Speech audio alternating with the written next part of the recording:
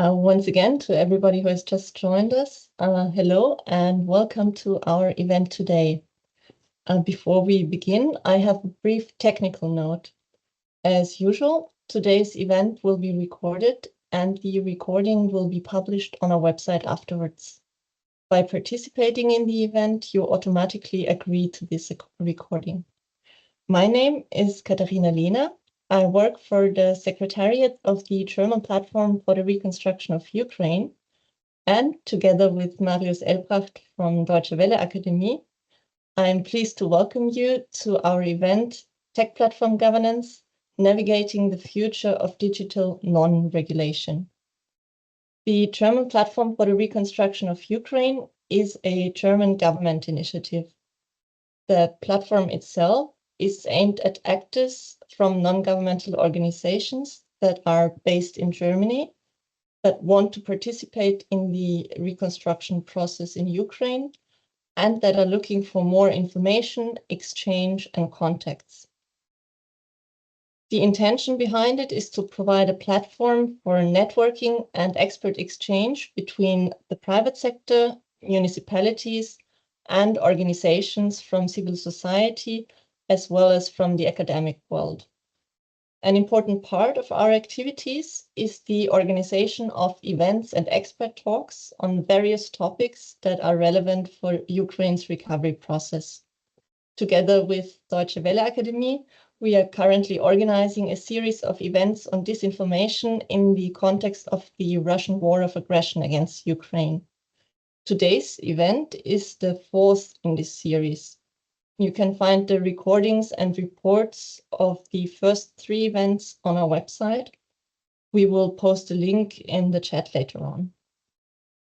Today, as I have mentioned before, we will take a closer look at the topic of the regulation or non-regulation of social media platforms and how that impacts the spread of disinformation in general and Russian disinformation in the context of Ukraine's recovery in specific.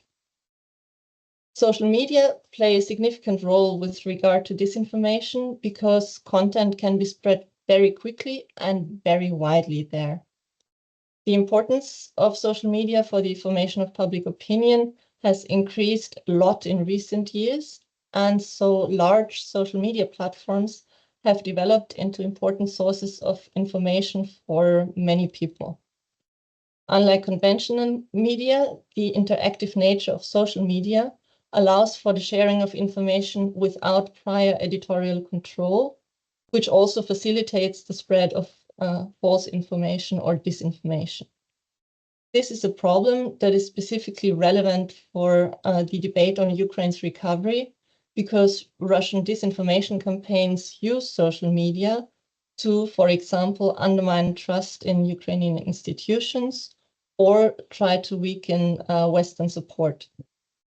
At the same time, some of the major tech platforms are increasingly shifting towards a policy of non-regulation under the banner of freedom of expression.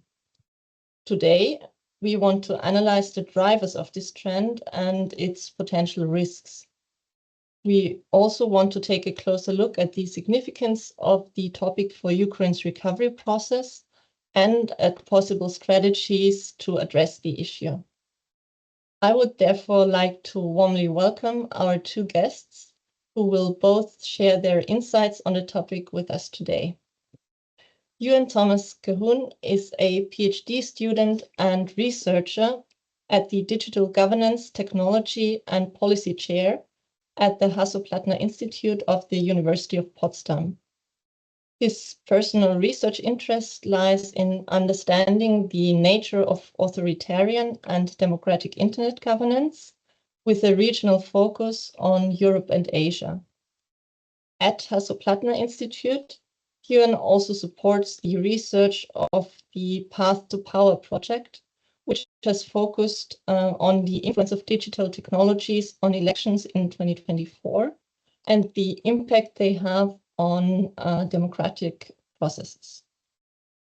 Our second guest today is Dr. Anna Miseshin, co-founder of the Institute of Innovative Governance. Anna is a Ukrainian expert in artificial intelligence, cybersecurity, and digital governance, with a particular focus on defense, national security, and foreign information manipulation and interference. Anna advises NATO, the EU, the UK Foreign Commonwealth and Development Office, and the US State Department on the legal and ethical use of artificial intelligence and emerging technologies in warfare. In addition to our two guests, I would also like to welcome once again Marius Elbracht from Deutsche Welle Akademie, who will facilitate both expert talks today and the Q&A session that we will have afterwards. Marius, the floor is yours. Thank you. Yeah, thank you, Katharina. Very warm welcome also from my side to our distinguished guests. It's a pleasure to have you around. And thanks for sharing your insights with us. It's really a pleasure.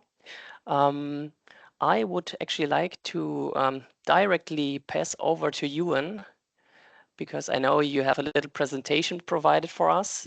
So Ewan, the floor is yours. Thank you. Wonderful. I'm going to start by presenting these slides. Can everybody see what I'm presenting?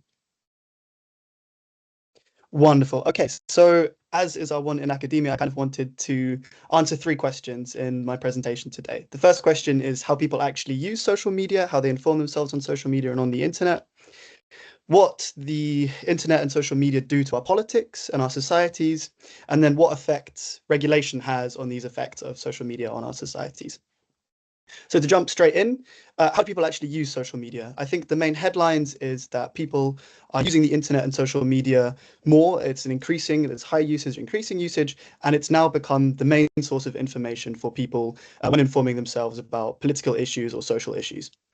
We see this both within Ukraine and within Germany, and this is a shift that's happened over the past few years, and it's finally happened where this shift has gone to the internet rather than the television as the main source of information for people informing themselves. Quite interestingly, there's a newer trend as well where the older social media networks are kind of being replaced by video serving platforms as the main source of news for people online, which is an interesting trend both in Germany and in Ukraine, which I think we can talk about maybe a little bit later on. So what effects does this have, and how do people's usage online actually look? So researchers found that only 3 to 6% of the time online is actually spent engaging with news, which I was quite surprised by, and that 1 in 5 people, 22% of users, don't seek out any news at all. So they may see political content, but that's more likely to come from their contacts, people within their network, their friends, that kind of thing.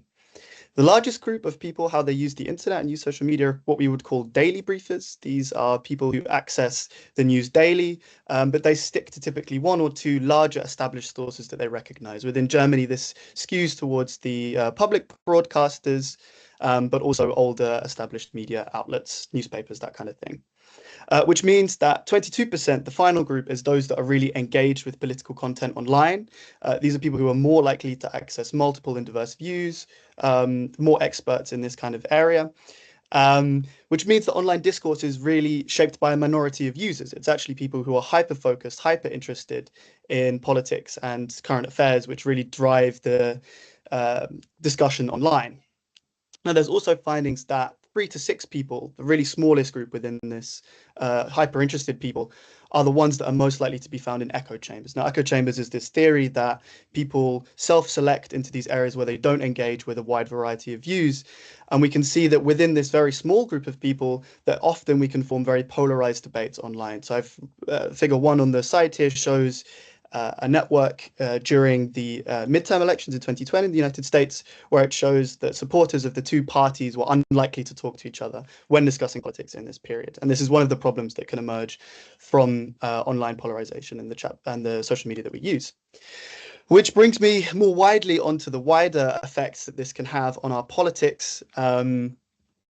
What this really can do is, what we have to keep in mind is that the digital economy is based on attention. It's based on keeping us online on their platforms for as long as possible, so as many ads as possible can be served to us, which means that the content which is selected and promoted by the algorithm tends to be more divisive, more provocative, but something that really drives an emotional reaction within users so that they're more likely to spend time on the platform engaging with this type of content. Now, the problem that this leads to most directly is something that we call, again, within the social sciences, affective polarization, which is the idea that our emotive opinions of our political opponents or people that we disagree with becomes more emotive, more distant. And I think the interesting thing is here is that there's a differentiation made between ideological polarization, which looks at two polarized groups, and affective polarization. And the evidence suggests that actually within parliamentary democracies, we're not forming into two opposing groups, but rather it becomes more fragmented as the algorithm serves more individualized content to people. As I mentioned before, there's slight self-selection into these more highly partisan echo chambers, which can amplify hate, extremism, and ultimately lead to violence, as there is no real checks or accountability to the content that people are sharing between themselves when they agree with each other. One of the more recent problems, and I think which is going to be interesting for our discussion today, is this idea of algorithmic manipulation. So there's this research being done, and it's now being openly investigated by the European Union into platforms promoting a certain type of political content. So there is this investigation at the moment into X, which is looking into the claims that it's promoting far-right content. And that's the same as this paper that is still unpublished. It hasn't gone through peer review, so take it with a pinch of salt, but has shown that Republican accounts were more likely to receive higher engagement before the election after Musk's takeover of the platform than Democratic accounts. And the other side of this is with deregulation is that it can lead to poor validation of user accounts, which means I'm going to quickly let my cat out of the room because she's crying at me, but I'll be back in 1 second.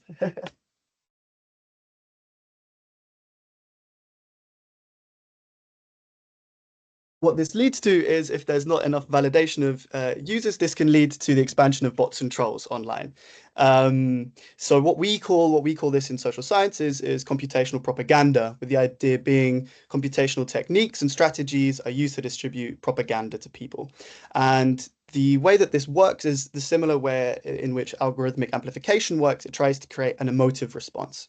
So this is one example that I've drawn from the German Foreign Office website, a technical report that they've made, which found that doppelganger accounts were made, which appeared like traditional German media.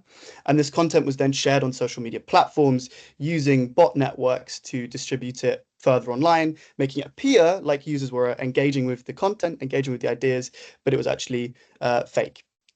And I think this narrative in Germany, I think, is interesting because it goes for two real levels. So it tries to generate an emotive response. It creates the idea of Germany being in decline, in economic ruin, to question the financial support for Ukraine. And the other side of it is driving fear of an escalation of the conflict into Europe, into the European Union as a means to question military support. So that's how this emotional action is made, which is then amplified by the algorithm, which is then used to try and change public opinion. I think Anna's going to talk about governance norms a little bit more later on, but I think the reason that we are in this situation is due to the multi-stakeholder approach, which was agreed and is the international norms for this area, which whilst governments lay down the letter of regulation for these platforms, when we're moving within online spaces, we are moving within the terms and policies that they set out in their terms of service, which is why they have so much power in influencing what's going on online. And this comes out of the existing norms that we have.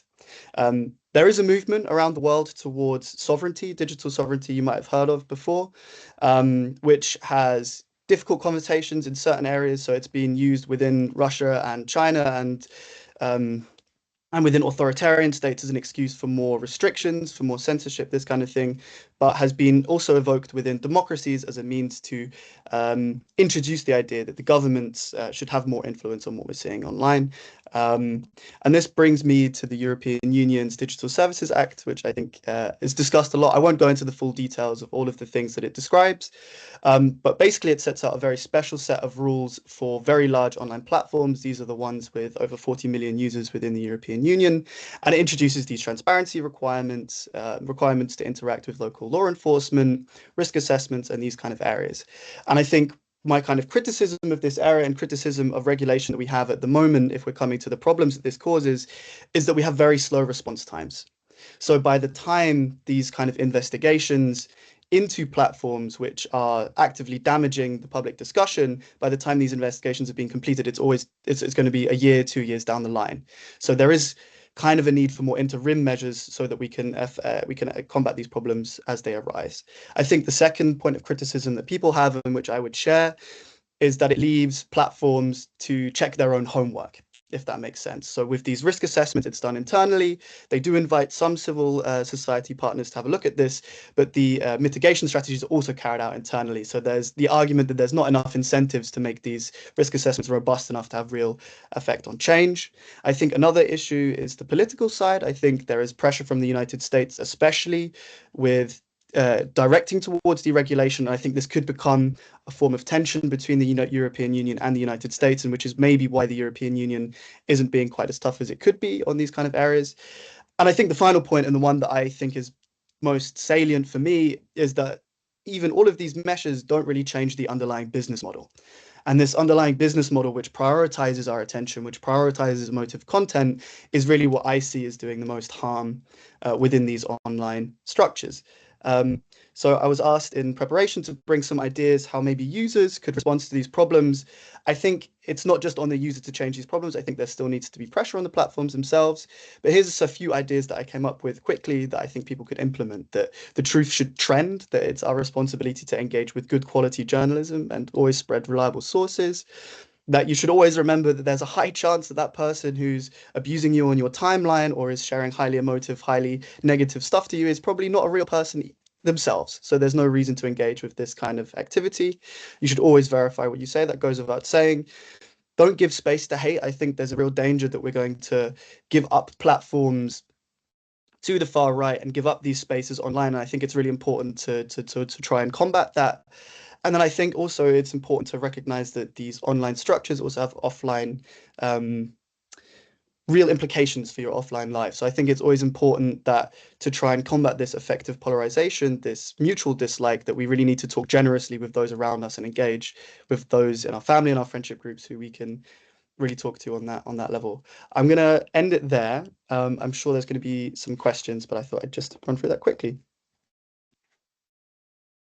Here's the sources in case people are interested as well. Yeah, Ewan, thanks a lot for your presentation. It was a lot of interesting findings you presented here. I would actually like to go back to something you mentioned in the beginning, and that could be also of interest for our audience. You said that the online discourse is only shaped by a minority. Can you maybe delve a little bit deeper into that? How do you mean it's shaped by a minority? So for sure. So that comes from the statistical data that I showed at the start, which shows that actually only 1 in 5 people within society really engage online with political content more than once a day. So these are the people that are more likely to comment, that are more likely to be engaging with sources online. And so their opinions, their bubble, as it were, is more likely to shape the online debate. And I think because these people are so engaged, again, with this emotive style of content, it's more likely that they're going to be bringing this emotive style in the online discussion. So I think there's a danger, and this is something that we sort of look at academically as well. There's a danger that we take something like X, or we take something like the comments that we see online as an expression of what people are really thinking in society, whereas actually 3/4 of people aren't engaged in the same way. And I think it's really important to keep that in mind when you're engaging with the online debate, that you're only really capturing a small percentage of the views that are had in society. And actually the views across society are much more diverse than we consider. Taking that into account, do you think on the one side, it's of course important to have this awareness, to know that the public discourse is shaped by this minority, whoever it is, but at the same time also make important voices more visible online? For example, if people like you or other researchers or experts would be more engaged on social media, would be more outspoken, would present more research findings, take part in more social media content production, do you think that would help to shift the discourse or the whole social media discourse in a direction that would be more positive than it's right now? Yeah, I think that's really important. And that's kind of what I was trying to get with at the end about letting the truth trend. I think we have a responsibility as researchers, I have a responsibility as researchers, but generally within academia to try and share our findings.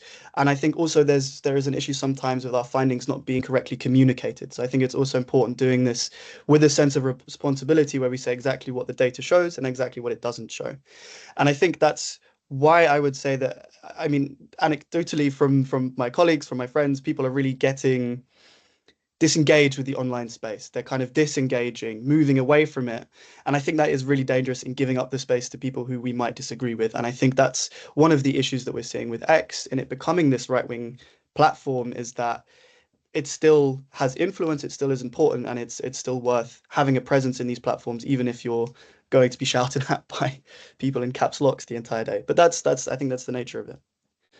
I remember that some months back there was a big push, I think even last year, of a lot of experts or even institutions to shift away from platforms like X and join other platforms or create other platforms, but it's not really taking off at the moment. What do you think? Is it worth a try, or do you think we need to really meet the people where they are on X or other platforms that are very popular? It's a very good question. I think it's a general trend we're seeing, actually. I didn't include the data into the slides, but there's a general trend where people are actually moving away from this duopoly of between X and Meta's platforms to more platforms in general. And I think this, on the one hand, is a good thing. I think more competition, breaking down the monopolies that they have of online attention, is going to be a good thing for allowing platforms to emerge, which will maybe take a more responsible position on how online debate should form and how these discussions should be had. I think at the same time, if we're looking at trying to combat disinformation, moving off these platforms and leaving these people within echo chambers is really dangerous, because we've seen that it can lead to these like radicalization, extremism, these kind of areas. So what I think is really important is, if we're doing these kind of programs where we're looking at trying to debunk disinformation, fact checking, or more sort of media literacy programs, then it's really important to meet people on the platforms where they are and to communicate in the kind of content with which they engage. So I said within one of my slides that actually video form content is becoming the most popular for news content online. And we're seeing this new trend towards what are kind of dryly called news influencers. These are people that sort of present the news, but also comment on it at the same time. And I think if we understand, as sort of the advertising industry has, that influencers are really important for forming online opinions, that maybe engaging with these kind of voices can help get these fact-checking ideas across and can kind of help fight the problem of computational propaganda online. Yeah, you just touched upon it. I think in an ideal scenario, if we look at the internet as like a, let's say, a public square where discourse is shaped and where people engage with each other, we usually don't have business in mind, right? We usually try, especially in democracies, business from public. How do you see the responsibility of the platforms in, yeah, as being the architects of those platforms towards democratic discourse? How can we have a democratic discourse without the infringement of this business model? Because I think, and you just said it, that's one of the big underlying factors that make algorithms spoil us with content that is harmful, that is polarizing.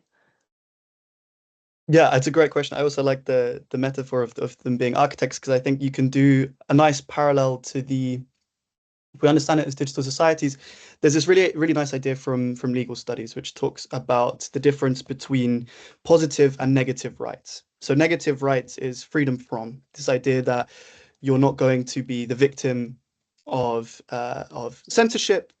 You're not going to allow surveillance online. And I think this has really shaped the way in which the online spaces are defined, that they're really hands off, trying to protect people from overbearance. And I think the idea of positive rights is, what do you need to live a full life? And I think if we bring this to the online space, we could look at maybe introducing more responsibility to these platforms to give people these positive rights online. So for example, there's a big debate at the moment within the United Kingdom about teenagers and this issue of self-harm and how this is being driven by online platforms. And I think if we were to push for online spaces with positive rights, we could say, well, if people are, we can train algorithms, we can use AI to promote content which is going to help these young people, which says, we've seen that you're receiving these kind of comments on your posts. Here's a place where you can get help. Here's how you can support yourself within your personal emotional well-being. And I think these kind of idea of promoting wellness and positive interactions online by platforms could be really useful. And I think there's a nice parallel that we can draw there between our ideas of how we build a society and the ideas of how we build the online space. Because if I break my leg in Germany, I can go to the hospital, I'm looked after. And there isn't the same analogy that we can use online. If we look at the regulations that are in place at the moment, do you think it's enough? You think also the self-regulation aspect is enough? Or do you think we need more of strict measures to be taken with big tech? It's a difficult question. I would say that they're not enough. I think they're a really good start, and I think it's important not to be too negative around the EU DSA and around the AI Act, because I think they're really introducing some important safeguards. But I think that the trouble is, I think the real criticism I would have, other than this idea of how the models work, is that it's just not quick enough to engage with the problems that we're having right now. And I think at the speed with which disinformation is introduced and is being spread around these platforms, the DSA is not designed in a way that it can be fast enough. And I think until we reach a point where it's too expensive to be sharing this emotive or inaccurate information online, until that really kicks into the profit margins that these companies are making in the European Union, I don't think it's going to have a real significant effect. And I think we do run the risk, and I think I've seen this personally within my research looking at Georgia, that they will quite often like to pay lip service to the idea that they're going against disinformation, and they'll respond to civil society groups which raise concerns, but I'm not interested in introducing these more expensive, maybe more developing AI models to trawl for disinformation. These kind of models haven't been even discussed, and I think that's a real concern for me. And I think there is room for changes within the regulations that we have. But I think we also have responsibilities as users. I mean, we are also consumers at the end of the day. So I think also through the way that we interact with these spaces can also have effect in the way that they are run and operated. Yeah, maybe last question before I pass over to Anna. You said regulators are quite slow in their response time. I think that's a regular issue of especially the EU. Like maybe you could term it as bureaucratic slack or something like that. But for our audience, which is quite diverse, we usually have people here from the business sector, civil society, institutions, and so on. Is there anything we can do in engaging with social media? Or how can we personally have a positive impact here, apart from the regulation side? Do you have any suggestions? Yeah, it's a good question. I wish I had a simple answer to it. I think one of the things that I try to raise is that it's really important to really flag, especially content which is hateful or really illegal content, because within the EU DSA there is this notice and action mechanism which allows law enforcement to interact with these platforms at a much higher speed. So if there is something that is really, really damaging and you can see that it's really important to report that. Even approaching law enforcement with those kind of ideas is important as well. And I think also, if we're talking about people from the private sector, how they can engage, I think it's also looking at understanding the accountability that you have in the way that you communicate online and the people that you interact with, and really, controlling the ways in which you want your image to appear. Because I think a lot of these platforms as well, with the advertising models, also prioritize a certain type of advertising which can be damaging to people's business models as well. Do you want to be appearing next to 100 million crypto adverts? Probably not. And so really being informed about how these platforms work and how these platforms engage with users can help people decide which platforms to advertise with, which platforms to be engaging with, and which ones they should maybe avoid. Yeah, thanks a lot. I hope we will receive some good questions later on from the audience. If not, I still have plenty for you. But for now, I will keep it here and pass over to our next speaker, Anna. Floor is yours. Thank you. Hello. Just a moment, I will switch on my presentation. Can you hear me well? I hope so. Okay, just a moment. Okay. Give me a second for that.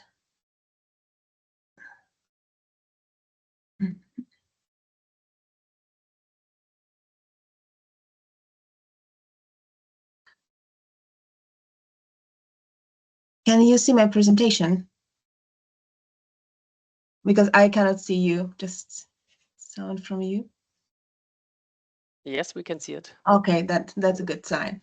Good afternoon, distinguished guest here. Thank you so much for the invitation.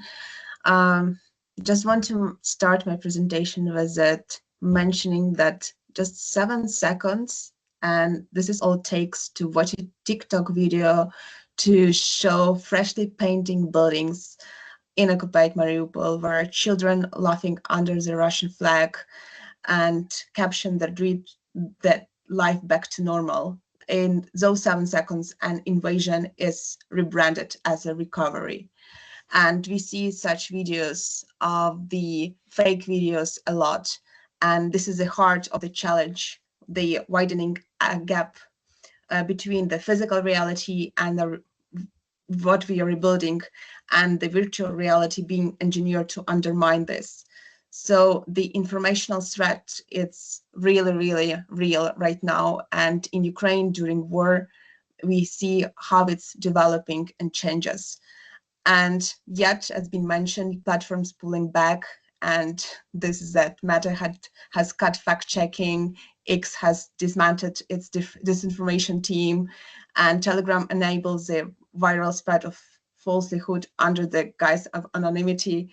So we see so many false stories in the internet, and we need to collaborate and to work to debunk them, but also to teach our Ukrainians and our foreign partners about it. So I just want to start quickly with maybe some old information that you already know, but before going to our main topic about deepfakes and fakes that being used by malicious actors, by Russian actors since the full-scale invasion of Ukraine. The deepfake technology has been weaponized to undermine trust in Ukrainian leadership. And you see that in 2022, the earliest notable examples of the President Zelensky appealing to call Ukrainian troops to surrender. And it was swiftly debunked by being widely used and by the audience and reposted by the audience. We have other leadership interesting deep fake by using voice cloning technique by our Kyiv mayor, Vitaly Klitschko, who called the other mayors of European cities demanding sensitive information from them. And the actors use these deep fake also of him talking online. We have our former commander-in-chief Valery Zaluzhny deepfake videos that have been spread online on in TikTok and also in Telegram channels.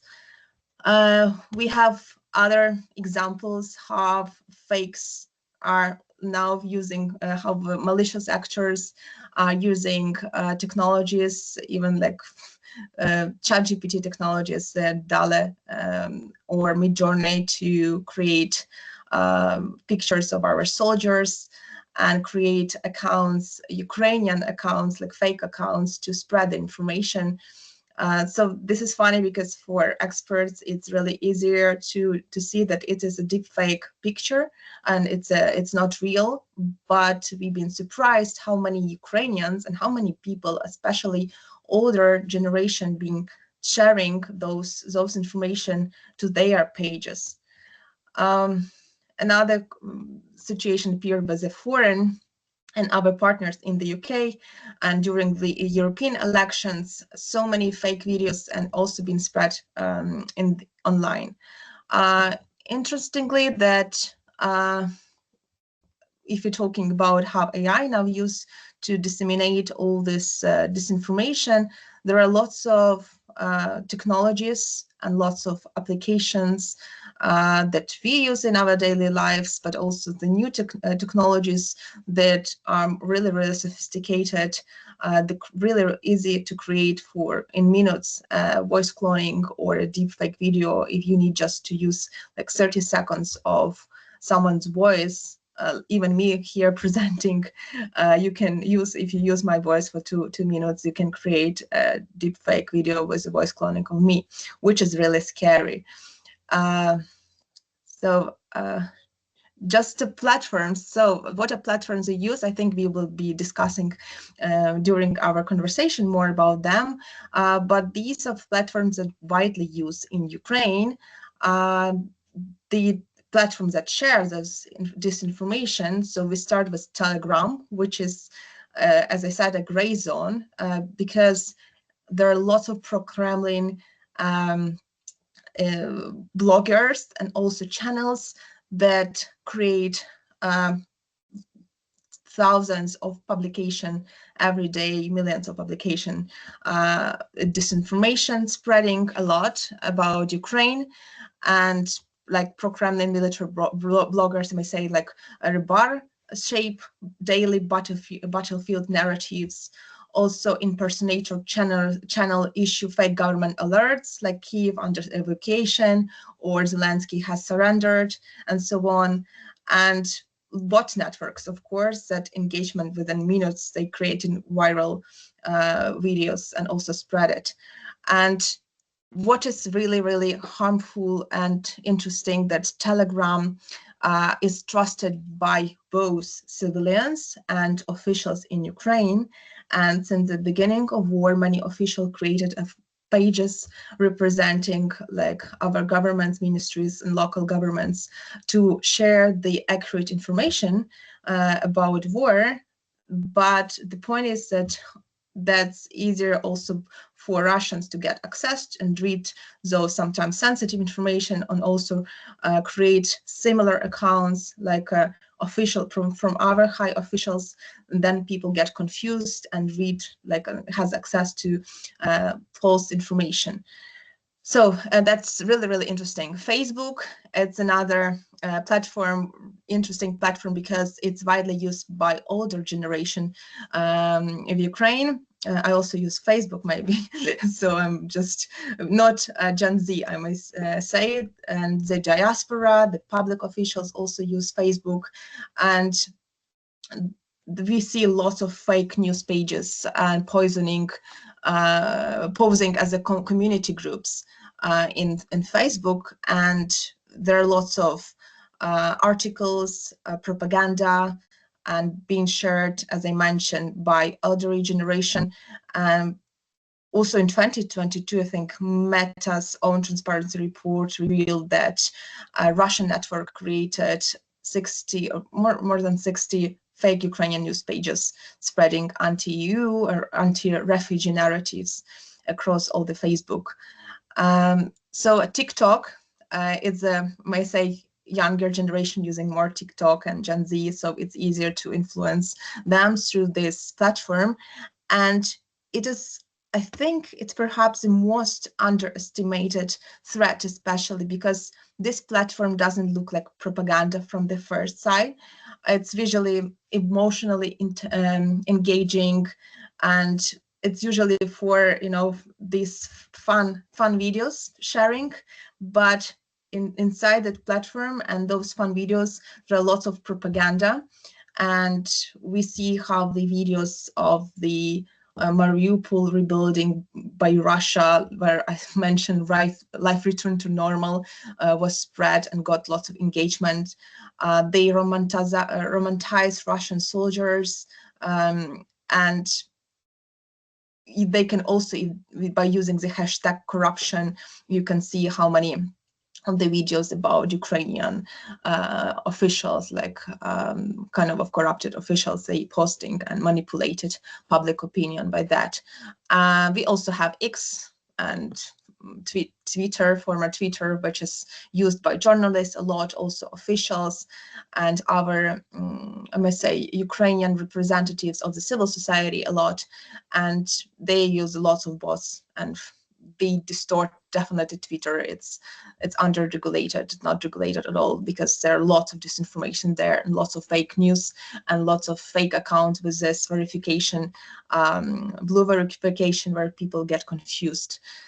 And we have YouTube. I didn't mention it here. So in YouTube, there are longer videos, and it's not like TikTok, but it's one of the most trusted platforms also in Ukraine. And you can see the pseudo documentaries about Ukrainian history,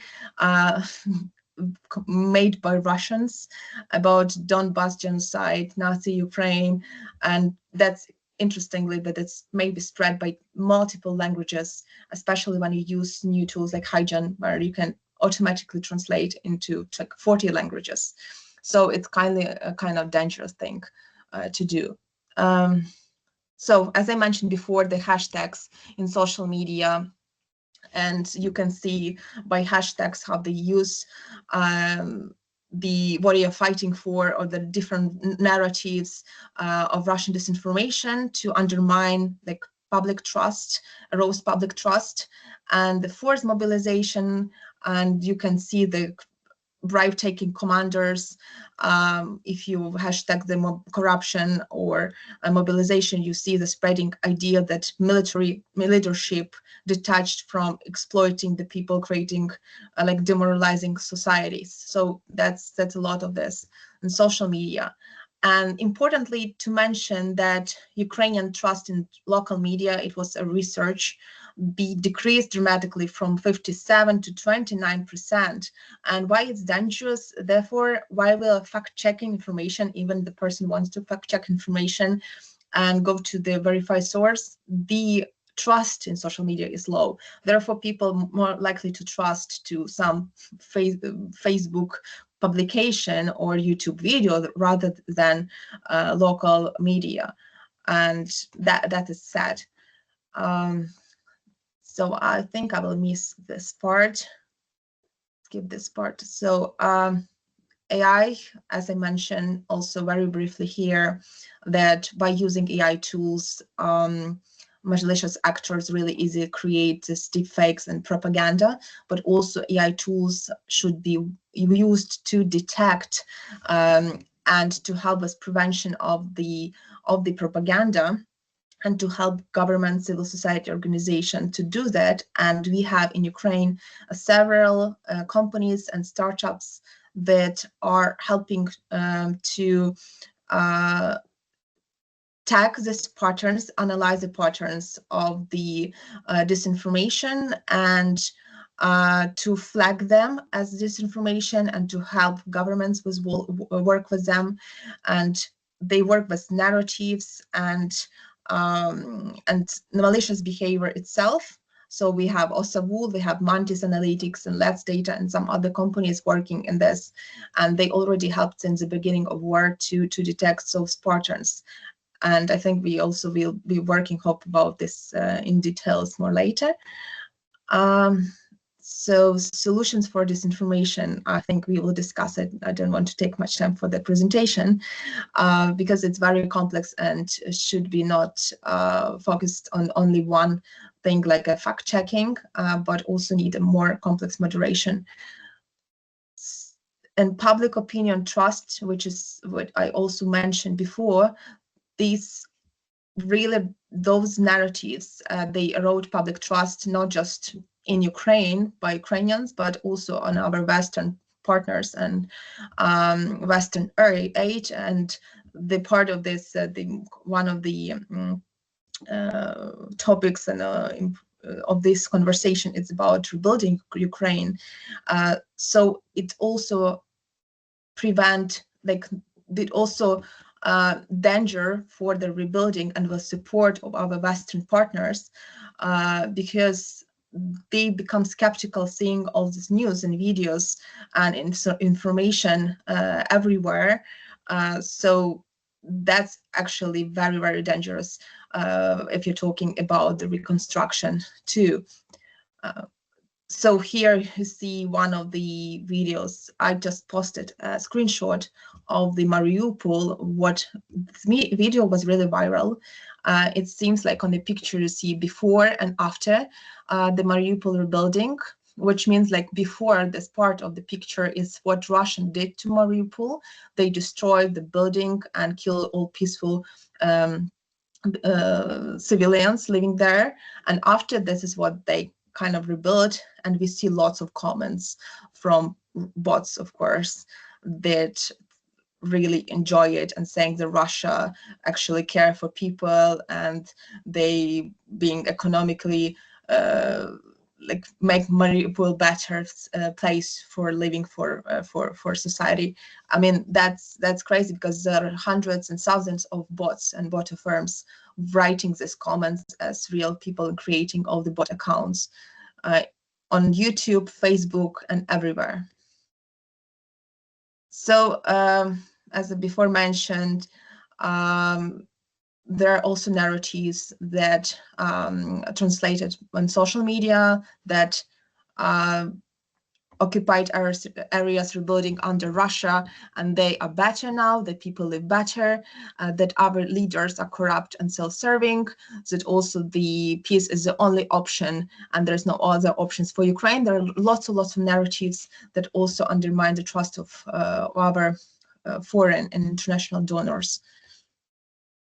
And the Russian AI-driven propaganda machine, that's interesting also because we did the research and revealed that there are lots of AI-driven bot firms and networks in actually African and Asian countries.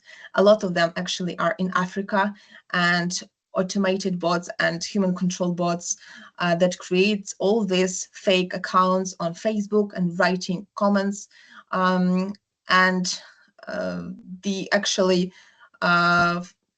the full scale invasion, it was a Prigozhin link structures. They created thousands of accounts on Twitter, X, and they've been actually fully automated, and our civil society organizations tried to report these accounts, but you can imagine how many accounts. It's not possible to report all of them.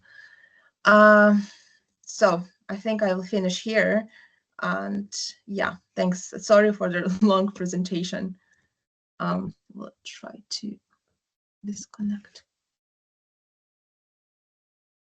Yeah, thank you, Anna. Very insightful presentation. I think we could talk about it for several hours longer. You mentioned so many important aspects. Maybe something that really caught me was that you mentioned in Ukraine, trust in local media is decreasing.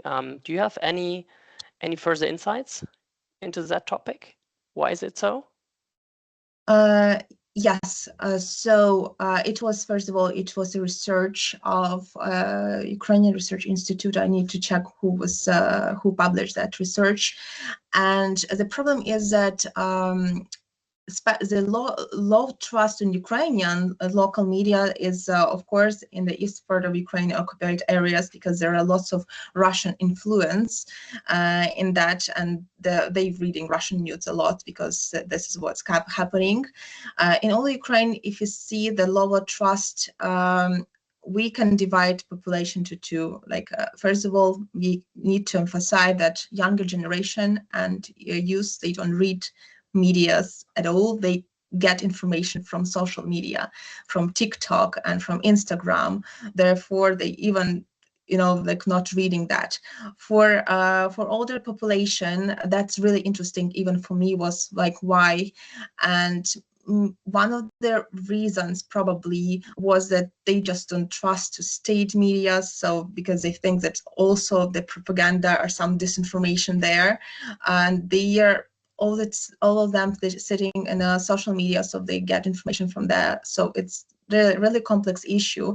And even for me, I was like surprised reading that, because I think that we live in some kind of a bubble. And for example, I live in a bubble where I have friends and colleagues, they do like read news and verify sources, but there are some other people that don't do it. So that's interesting. Do you think that the situation in Ukraine with local media shifting from printed press to digital media is also one of the reasons? Also that they don't get the attention of older population anymore? First of all, yes. So we are living where all the media actually they are in social media too. They have they all publishing online. They have all the accounts on Facebook and they have their accounts on Twitter. So yes, everyone moved online, even social media, and this is actually tricky because you know the situation that happened in X before. It's not about media that the medical company, they created the fake account. Someone created a fake account of the medical company with this verification button and say that now all cures, all medicine is for free, like so, and people believe in that. So now it's very easy. I think not Pfizer, but someone very, very famous. And now we see also that our like official media, they have double accounts from the fake accounts with one change letter, characters and wording. So, and they posting very similar information, but change information. So kind of promoting disinformation. And this is how Russia works. They are mixing the truth with fake news together to make people to make people being confused what is real, what is fake, because when you read the news, you see like, oh, well, that's kind of truth. I know that's true. But then you read further and think, okay, and this is like different, you know, just because they mixed all the information and trick it. Yeah, one guy recently, I hope I cited him correctly. I think it was Bart Brandsma, and he said, rationality doesn't help when polarization is in the game. So I think that's what you just mentioned. From that statement, does it even make sense to do then fact-checking or provide media information literacy trainings? What is your perspective? Oh, that's we should do fact checking and media literacy training for sure. Because first of all, you need to have critical thinking, and we need to teach our society, the Ukrainians, not just Ukrainians, everyone to think critically. And if you think it, you double check information. You go to the official website of the government. If it's this information you see very emotionally, because how the disinformation is made, they need to, it's usually very emotional title or video, because they want to arouse this trust, to make us feel angry. So you need to go to the official website if it's like something about the government. Then you're checking, of course, local news, but you need to double check to verify if it's a real like website. Because if you go, because most of the local news, they have a website, not only presenting themselves on Facebook, on YouTube. So you're checking various resources and then you compare. So they're very complex, but of course it's not enough just to have this media literacy and fact checking. And we are talking about the complex issue we can use now. As I said, if your government is, you need to also know to use how AI tools, and there are lots of tools that help you to see the patterns of the information, to detect the patterns of malicious behavior, because there are like four groups: the government, the tech companies, of course, the companies that own the platforms, civil society organizations, and the users, us who are consuming the content. And the work should be very linked to each other, all their work to fight with this misinformation. Yeah, you just said it. It seems that the detection part is quite elaborate. So we actually can find out where the disinformation and propaganda is coming from, where it's spread on which social media channels. But why is it still so difficult to take it out from social media? Now it's difficult. First of all, there are lots of channels that, as I mentioned before, it's when we talk about social media, we need to keep in mind that social media, it's not just one word. There are lots of channels and they have different regulations and they have different owners. So if you talk about like Telegram, and that's impossible actually to coordinate it, and this is very, very difficult to do something about it. If you're talking Facebook, and TikTok or Instagram, that's different. First of all, with the AI generated content now, to create a real, really convincing fake news video, picture, especially text, right? It's easier, and you can create it in seconds. Before, it was easy to detect, because when a person created that, because you need thousands of people to do the work as it's now, it can spot grammar mistakes, you can spot some, phrasing which is like not convincing because the person did it. And of course the pictures, it was really difficult to Photoshop to make it real. Now with AI tools, you can really create a perfectly convincing messages, especially when you know how to prompt, how to ask like a generative AI the right prompts to create this. And therefore it's difficult to detect, even for experts sometimes.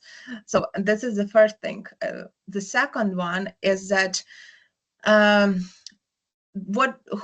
in Ukraine, we have civil society organization working in this, and that's not enough. We don't have so many civil society organizations and people, volunteers, willing to report the fact, the false narratives and publications online.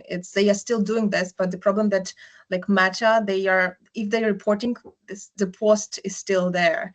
So, and now when they change the policy, that's even difficult, because we cannot do it. So I mean, that's complex. You need to collaborate with the platforms itself. The platforms should be willing to do this, but we need to bear in mind that platforms need profit, and they are working to get this profit. And the profit, where they get the profit from, these emotionally videos that get popular viewing and so on, and people using it because they have this emotions from those content, and keep using it, and more people involved. So that's really, really complex.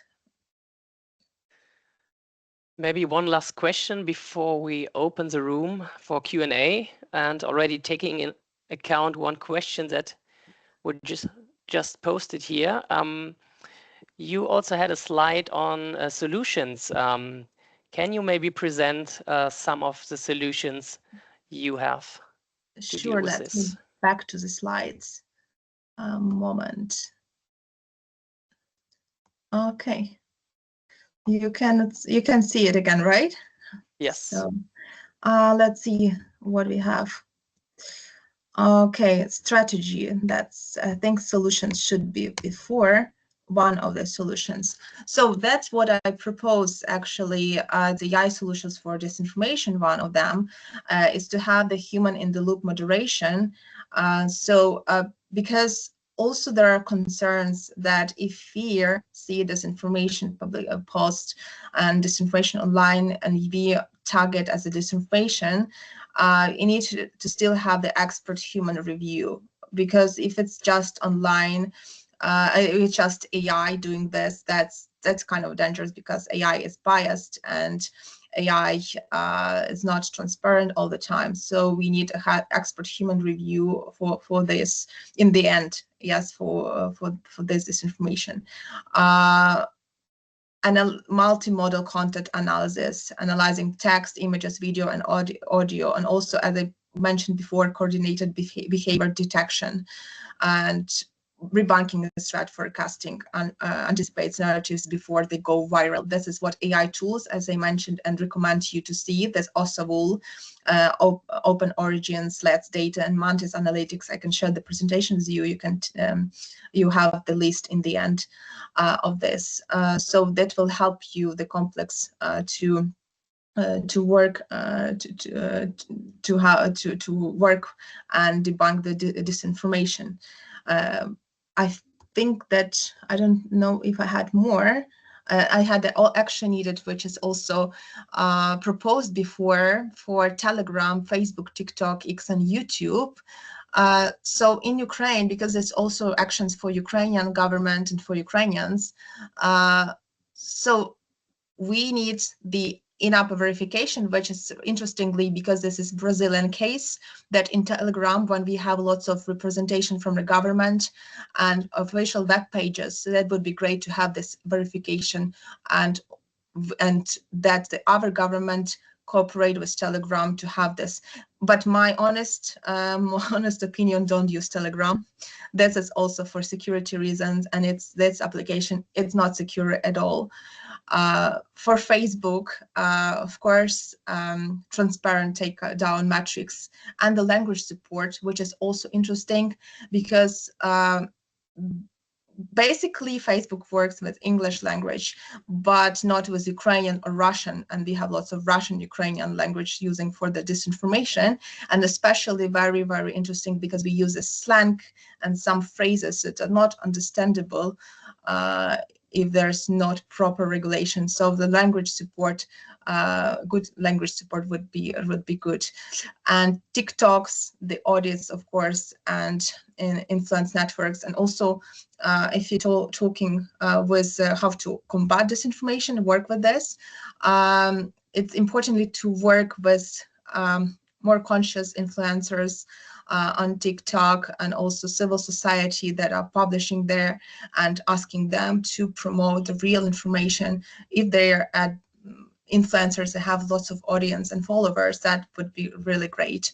And also some recommendations for YouTube on pre-banking content labeling and X. I hope this is what being asked for. Sorry. Yeah, thank you. I think we just transitioned to the Q&A. We have another question this time to Ewan from Michael Heisel. He's asking, do you see a chance that the platforms can be forced, for example, by the EU to make transparent their algorithms? And do you see a chance that in a second step, the platforms can be forced to change it towards less biased publications? It's a really good question, and maybe I wasn't clear enough within my presentation. So actually that is part of the DSA as it stands at the moment, which is a really good step. So it means as a user, you can actually go in, as long as you're based within the EU, you can go into your settings and you can really read into what the algorithm is recommending to you. But I think the issue around this is that this is still an extra step that it takes, that it's not something that a person who's tired going home on the train after work is necessarily going to look into when they're being served political content. So I think one way in which we could strengthen the existing regulation that we have, which it introduces this transparency requirement, is to have that really on individualized content. So if you could have next to your video exactly a description of why you're seeing this, what the algorithm is telling you and why you're being served this, then that can be really helpful.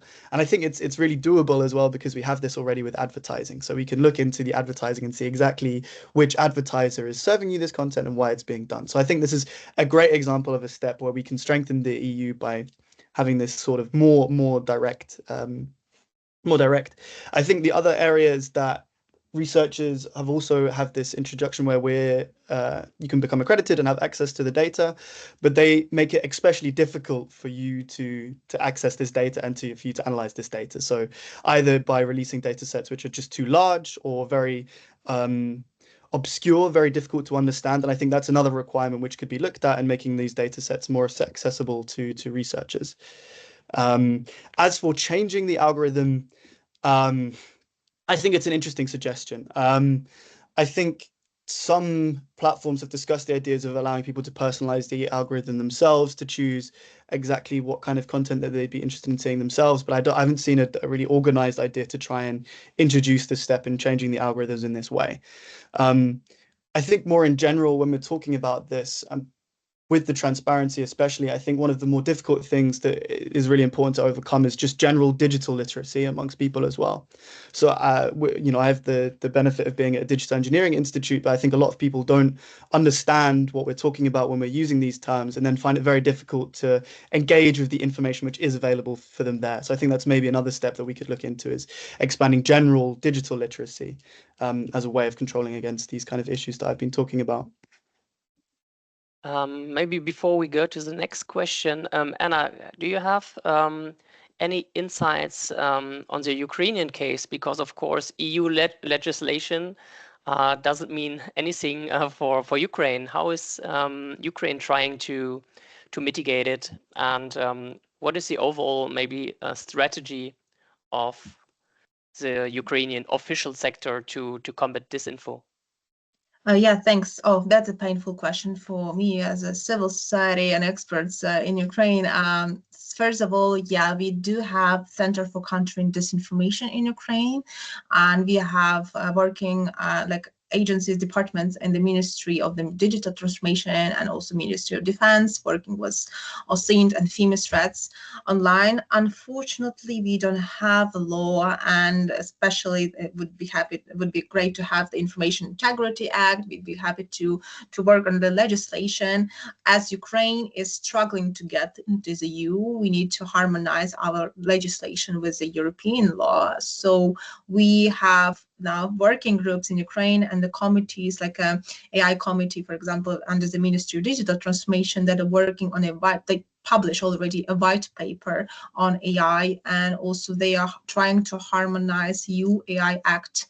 And I hope they will try to harmonize all the legislation and like a DSA and other laws, and GDPR first of all, because that's our painful side, because we need a proper data protection law for sure. We have old one, outdated, so we are trying to make steps forward to this legislation legal part. But what we do now is working more like not still working, trying to work on the legal part. We don't have legislation. That's unfortunate and bad, but I hope that is one of the requirements to be in the EU, that we will have it finally.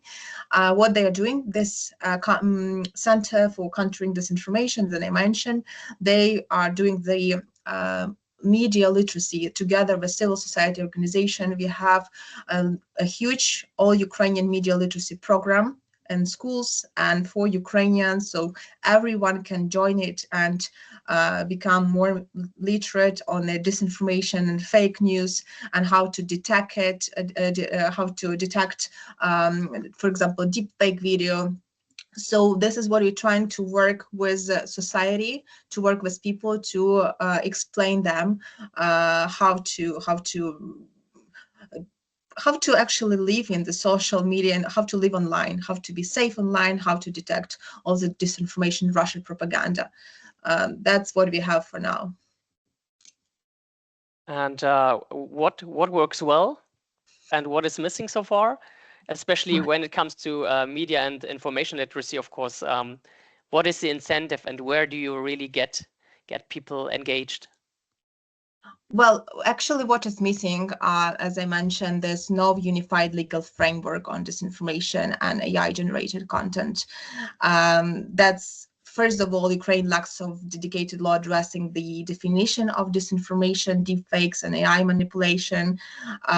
Second, legal obligations for platforms and tech developers, transparency and redress mechanism for content moderation. That's for sure. Also, that's a risk because we limit enforceability, open space for accusation of overreach, for arbitrary censorship. To what's also recommended, that I mentioned, to have this at least a draft of the law for information integrity and AI manipulation.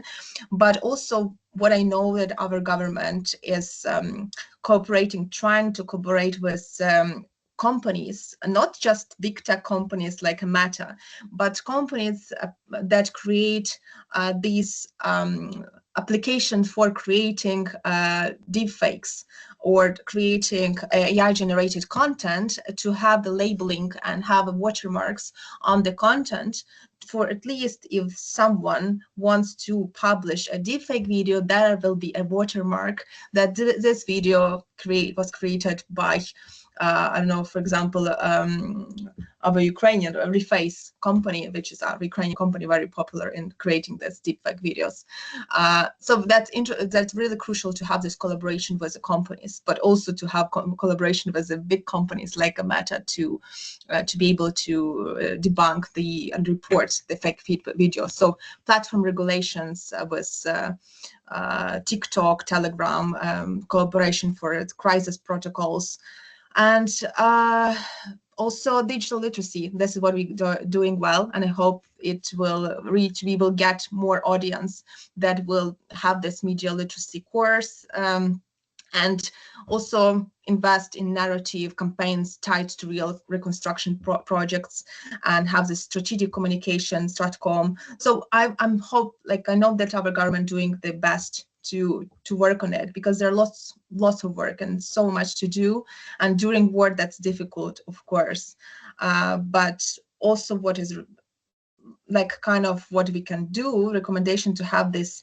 information resilience in donor engagement in the information resilience and recovery funding matters, the metrics that we need the collaboration with donors, with international partners in the EU to work closely together and sharing insights about what problems we tackle, what problems we have, how do we tackle those problems, insights from our side, and also to share this information from those partners. Thank you. We have another question from Clara to Ewan. You spoke about researchers having a responsibility to stay on platforms like X and keep giving factual information on issues. However, attacks against people speaking out, for example, against figures like Elon Musk, tend to get targeted, not just by bots, not just online, but by real angry people. Is there a stage of repression risk that could be reached, at which point you would recommend leaving such platforms? Yeah, it's a great question. And I think it's one of the things that I talked about as well, actually, at the end of my presentation, that actual threats of violence, things that are actually threatening towards you, are illegal under present law. And so there is mechanisms with which you can approach law enforcement in those kind of situations. But I think more generally, it's really important. And I think this is something that's understood maybe better in Germany than in a lot of other places, that your personal safety online is something that you should always have in the back of your mind. So in the same way that you know to change your password, that you know that you shouldn't be publishing your address online, you should also be really careful about the information that you're sharing online, so you can't be targeted by these kind of people. And I think whilst there's some general literacy around that, I think it's always really important to have your own personal safety plan, what that regards. I think it's a good point. I think if I still see it as my responsibility as a researcher to try and be active and trying to counteract these narratives, but I think you always have to keep your own personal safety in your mind first. So if that is, the kind of situation where you feel really unsafe in an online space, then it does make sense to disengage. Yeah, it's a difficult question, but I think it's important that we still try and do our best to engage, even in spaces which feel uncomfortable. Yeah, that's my answer. We have another question to Anna, a technical question. Is there any space for bots being used for good? For example, having a good bots able to answer bad bots to shoot down disinfo in short amounts of time, given the criticality of rapid response to weaken the power of disinfo. This might also be able to help with the sheer volume of bot contributions to the info landscape. Oh, and AI versus AI kind of bot. It's a bot war. That's interesting, and I can imagine it will be a chaos in the internet. We still, sometimes I see that some publications and comments, it's like a big garbage with all the bots, and just don't read the comment. That's my advice for you, first of all, and not just read it. Don't trust everything you read, especially don't interact. As Tom, you once said before, if you're interacting with the bots, that's just a recommendation, then that will be more difficult, because that will recommend to your friends the algorithm and to other friends. And about bots against bots, it depends what is the reason.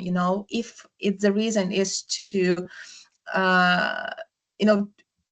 to help somehow to show the truth, or if for example, let's make a case. It was a recent BBC News posting about Russian attacking like Ukrainian Kiev with missiles for 2 days and 2 nights in a row, really badly. Lots of people died, and so when you open the comment section, that will be like a bots, seemingly, as I said, like bot firms from African, which is sadly, and we are now doing the research on it. Like literally writing that, oh, it's not Russia, some Ukraine did it and they killed, they fake it and they pretended that, for example, yes, or it's all Ukrainians' fault because they wanted to be with NATO, and lots of bots. And what do you reply? If you create a bot, they be replying like, oh, that is not true, that's actually Russia did. That will be, just lots of information.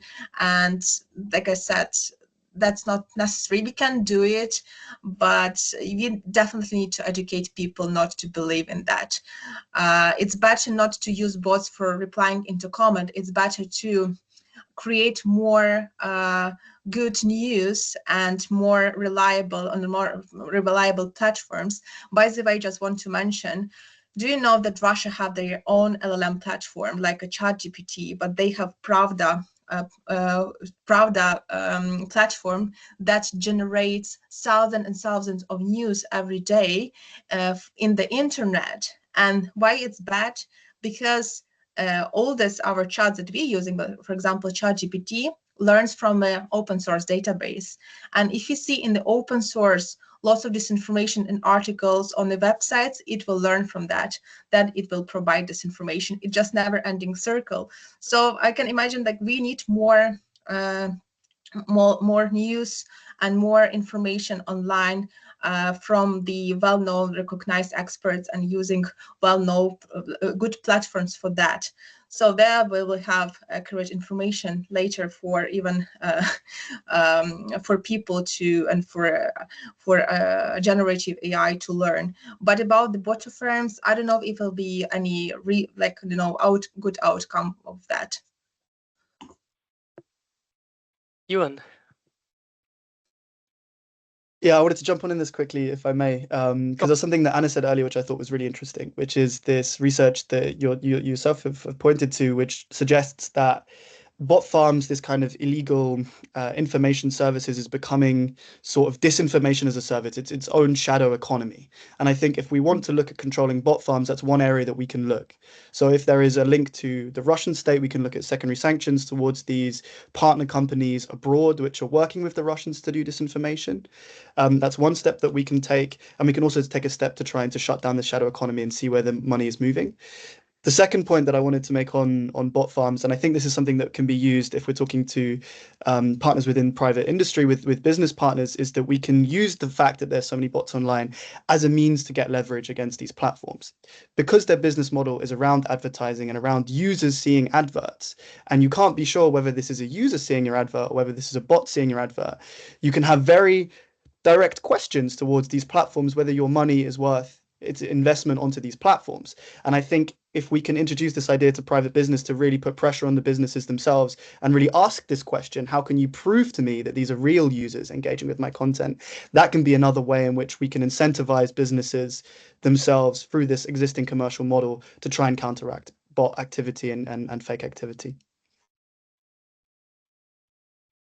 Thanks a lot. I see we don't have additional questions from the chat yet, and we're nearing the end of our session today. So I just want to thank both of you, Ewan and Anna. It was a pleasure to have you here, and pass over to my colleague from the platform Reconstruction, Katarina. Yes, thank you for the interesting discussion to Anna and Ewan, and of course to you as well, Marius, from my side and on behalf of the platform as well. Before we wrap up our session of today, we would like to inform you about our upcoming events at the platform. We should see our presentation shortly. Yes. On June 24th, the platform will host an online event on the role of the cultural sector in Ukraine's recovery process, together with the Ukraine Art Aid Center. For those of you who would like to give us feedback on today's event, or maybe share their ideas for future events, we would like to invite you to participate in our feedback survey. You will find the QR code leading to the survey on the slides, as well as an access link posted in the chat. Yeah, and in the end, we would also like to invite you to subscribe to our mailing list and to join our LinkedIn group in case you haven't already done so. We also do have a new LinkedIn page, which we invite you to follow as well. And again, you will find all the relevant information and links on the slides as well as in the chat. The recording of today's event, as well as a short report, including today's presentations and recommendations for further reading on the topic, will be published on our website shortly. Yes, and with that, I would like to thank you all for participating in our event today. Have a nice afternoon. Goodbye and see you next time.